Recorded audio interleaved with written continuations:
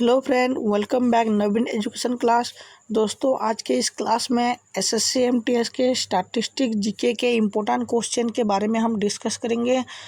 I hope आपको ये video बहुत हेल्पफुल होगी एग्ज़ाम में। दोस्तों, आज हम स्टैटिस्टिक जीके के 20 एमसीक्यू के बारे में डिस्कस करेंगे जो कि आपके एग्ज़ाम से रिलेटेड क्वेश्चन है। तो चलिए बिना देर के वीडियो को शुरू करते हैं और वीडियो को लास्ट तक देखिए ताकि आप बहुत सारे नॉलेज इस वीडियो से आपको मिलेंगे। तो दोस्तों, आज के इस वीडियो में पहला प्रश्न है, राउप किस राज्य के प्रमुख लोक नृत्य है? राउप किस राज्य के प्रमुख लोक नृत्य है?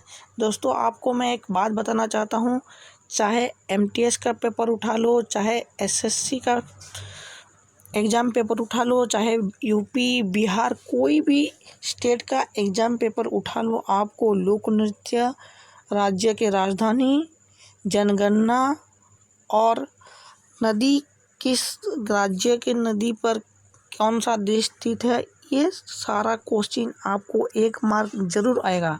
तो इसलिए आप ध्यान से पढ़ाई कीजिए। लोक नृत्य के बारे में, जनगणना के बारे में, नदी के बारे में, राज्य की राजधानी के बारे में, खेल के बारे में, इन सब में एक प्रश्न आपको एमटीएस में मिलेगा। तो दोस्तों, राउप किस राज्य की प्रमुख लोक नृत्य है? दोस्तों, इसका आंसर है option A Gujarat, option B Jammu Kashmir.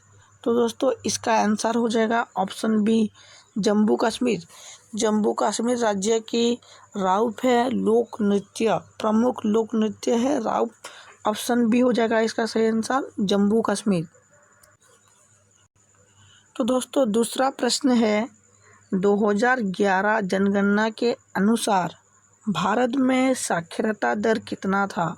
दोस्तों, मैंने पहले ही आपको कहा था कि MTS, CHSL, HSC, UP police, Bihar police, जो भी एग्ज़ाम है आप उठा लो उनमें से कि जनगणना से एक प्रश्न आपको ज़रूर आएंगे। तो इसीलिए आप जनगणना के बारे में अच्छे से तैयारी करके जाइए ताकि आपको आंसर देने में बहुत आसानी हो। तो दोस्तों, इस प्रश्न का आंसर है ऑप्शन ए में है 7.4%, ऑप्शन बी में है 7.10%। तो दोस्तों, 2011 जनगणना के अनुसार भारत में साक्षरता दर कितने थे? तो दोस्तों, इसका आंसर हो जाएगा ऑप्शन ए 70 मतलब 74.04% था। तो दोस्तों, अगला प्रश्न है, इनमें से निम्नलिखित ऑप्शनों में से बराह मिहिर किसकी नवरत्न में से एक है? मतलब बराह मिहिर किसकी नवरत्न में से एक है? तो दोस्तों, इसका ऑप्शन है चंद्रगुप्त द्वितीय और ऑप्शन बी में है कालिदास। तो दोस्तों, इसका आंसर हो जाएगा बराह मिहिर चंद्रगुप्त द्वितीय के नवरत्न है। बराह मिहिर किसकी है? चंद्रगुप्त द्वितीय के एक नवरत्नों में से एक है। तो द्वितीय चंद्रगुप्त को क्या क्या बोलते हैं? विक्रमादित्य बोलते हैं।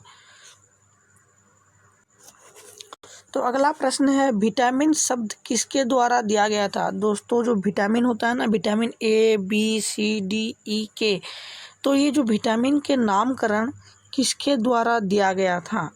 तो दोस्तों, ऑप्शन ए में है रॉबर्ट हुक, ऑप्शन बी में है कैसिमिर फग। तो दोस्तों, इसका आंसर क्या है आप बताइए?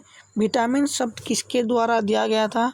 तो दोस्तों, इसका आंसर हो जाएगा ऑप्शन बी कैसिमिर फंक ने विटामिन शब्द को दिया था 1919 में।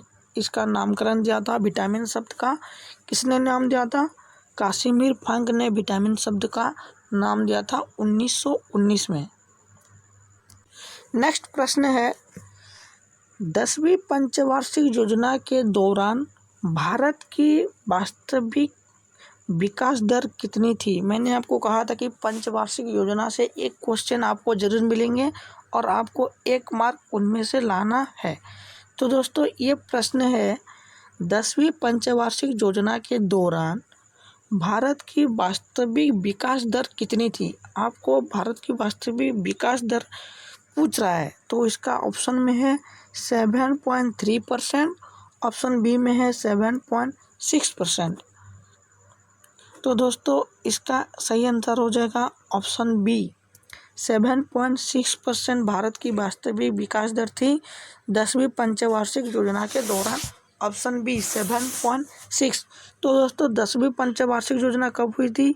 2002 से लेकर 2007 तक 10वीं पंचवार्षिक योजना हुई थी। 2002 से लेकर 2007 तक 10वीं पंचवार्षिक योजना हुई थी और ये वास्तविक विकास दर कितना था? 7.6% था भारत में वास्तविक विकास दर। नेक्स्ट प्रश्न है, किस आर्टिकल के तहत राज्यपाल क्षमादान कर सकते हैं? भारत में किस धारा के अनुसार राज्यपाल क्षमादान कर सकते हैं? ऑप्शन ए में है आर्टिकल 161, ऑप्शन बी में है आर्टिकल 352। तो दोस्तों इसका सही आंसर हो जाएगा ऑप्शन ए आर्टिकल 161। आर्टिकल 161 में राज्यपाल ने क्षमादान कर सकते हैं, मतलब धारा 161 के अनुसार राज्यपाल क्षमादान कर सकते हैं। तो दोस्तों अगला प्रश्न है, इनमें से कौन सी राज्य महाराष्ट्र के साथ सीमा साझा करता है? इन निम्न ऑप्शनों में से कौन सा ऐसा राज्य है जो कि महाराष्ट्र के साथ सीमा साझा करता है? तो दोस्तों ऑप्शन ए में है उड़ीसा, ऑप्शन बी में है कर्नाटक। तो दोस्तों इसका सही आंसर हो जाएगा ऑप्शन बी कर्नाटक। कर्नाटक जो है वो महाराष्ट्र के साथ सीमा साझा करता है और उड़ीसा जो है वो महाराष्ट्र के साथ सीमा साझा नहीं करता। तो दोस्तों अगला प्रश्न है विटामिन से रिलेटेड, रिकेट्स किस विटामिन के कमी से होती है? जो रिकेट्स रोग होती है वो कौन सी विटामिन के कमी के कारण होती है? तो ऑप्शन ए में है विटामिन ए, ऑप्शन बी में है विटामिन डी। तो दोस्तों इसका सही आंसर हो जाएगा option D, option B vitamin D. Vitamin D के कमी के कारण रिकेट्स होती है, इसका सही आंसर हो जाएगा ऑप्शन बी यानी कि विटामिन डी। नेक्स्ट, भारत की संविधान सभा के प्रथम अध्यक्ष कौन थे? स्वाधीन भारत के संविधान सभा के प्रथम अध्यक्ष कौन थे? ऑप्शन ए में है जवाहरलाल नेहरू, ऑप्शन बी में है डॉक्टर राजेंद्र प्रसाद। तो दोस्तों इसका सही आंसर हो जाएगा option B doctor Rajendra Prasad जो थे वो स्वतंत्र भारत की संविधान सभा का प्रथम अध्यक्ष थे, डॉक्टर राजेंद्र प्रसाद। तो दोस्तों इसका सही आंसर हो जाएगा option B doctor Rajendra Prasad. Next, एक वयस्क मानव का सामान्य रक्तचाप क्या होता है? दोस्तों एक वयस्क मानव का सामान्य रक्तचाप क्या होता है? ऑप्शन ए में है 120 एम और 80 एसजी और ऑप्शन बी में है 130 mm और 95 एसजी। तो दोस्तों इसका सही आंसर है ऑप्शन ए 120 mm और 80 एसजी है मानव का सामान्य रक्तचाप, ऑप्शन ए होगा। तो दोस्तों नेक्स्ट प्रश्न है, स्कर्वी किस विटामिन के कमी से होती है? स्कर्वी किस विटामिन कमी से होती है? ऑप्शन ए में है विटामिन ए, ऑप्शन बी में है विटामिन सी।